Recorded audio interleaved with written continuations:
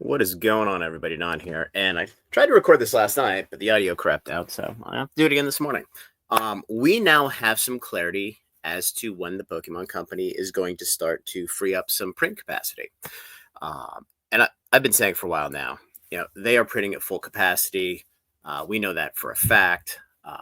Millennium Print Group is a for-profit company. Yes, they're wholly owned by the Pokemon Company. However, they do have other customers that are booked, and they will not kick them out to free up capacity. Now, they may bring on new lines. They may not renew some of the print contracts, but they have been at full capacity for quite a while now, and we've seen that with some of the print errors. You see the Paldean Fates booster bundles with Obsidian Flames packs in. We've seen the 151 bundles from Walmart with Paradox Rift packs in. So I want to go through this because we know reprints are coming eventually. Now, the general population thinks they just flip a switch like COVID and then they dump product on the market. The nuance with COVID is a lot of the print media and their customers, they just closed up shop. Some of them bankrupted. Some of them just said, hey, we're pulling this. Do what you want. We'll deal with the recourse. So that created a lot of capacity that doesn't exist this time around. And everybody loves to compare what's going on now to COVID. It's not comparable. You have a black swan event like COVID where everybody shut indoors, and all of a sudden you open the doors, and the amount of spend spikes straight up, and then it spikes straight down. This is a completely different animal. But the print runs are coming, or the print runs will increase. The reprints will come. It's just a matter of time. And a lot of the older product, it's probably not going to get reprinted. But some of the new product, I think, from really surging onward, those are the sets that are going to get printed pretty substantially. And let's walk through this. So, Destined Rivals, we all have our allocations. I'm waiting for one allocation, but you guys have seen what some of the other YouTubers have said. It's very similar to Journey Together. There is not going to be a massive influx of product of Destined Rivals at release or anywhere around release. So I think we're fine there. We did hear about some reprints with Stellar Crown and Surging Sparks. Those are just ordinary course, business as usual reprints.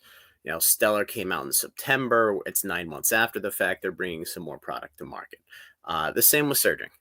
It's not going to be a massive dump of product. We don't even know if it's going to be bundles or booster boxes. But it's an ordinary course reprint because the sets have been out for a reasonable amount of time. And as I mentioned, the video did a while ago. It was kind of a what if video. I phrased it that way because I don't really want to blow anybody up, but that is verbatim what Pokemon has told all the distributors, that they have no more print capacity for 2025 into Q1 of 2026. They're working to solve the problem, but it takes time, as with everything. So moving on, Black and White. This was just spoiled today in Japanese. This is going to be the 10.5 specialty set. So this is to be determined. We should know probably within 2 weeks when some of the distributors start to get their numbers from Pokemon. I do expect an increase, but I don't expect a massive increase because it is specialty products. It is ETBs. ETBs not as easy to manufacture as booster boxes, booster bundles. Because they do have to laminate the outer box. They need all the ancillary parts from China, which shouldn't be an issue because they would have had all this in logistically well before all the tariff stuff has gone on. So no issue there. And the same with Europe. They're expecting similar quantity of product. Now, maybe we're pleasantly surprised and there's some extra. I could see as much as 25% incremental. But to be determined. Now, what really kicked off this video was I had 2 different contacts reach out from Europe yesterday, the day before, at some point this week. And they said that their distributors, and for those of you who don't know, Asmodee basically has a monopoly on Europe. You have some other distributors who compete to some extent. But what was communicated to them from distribution was SV11, which we have no idea what it's going to be.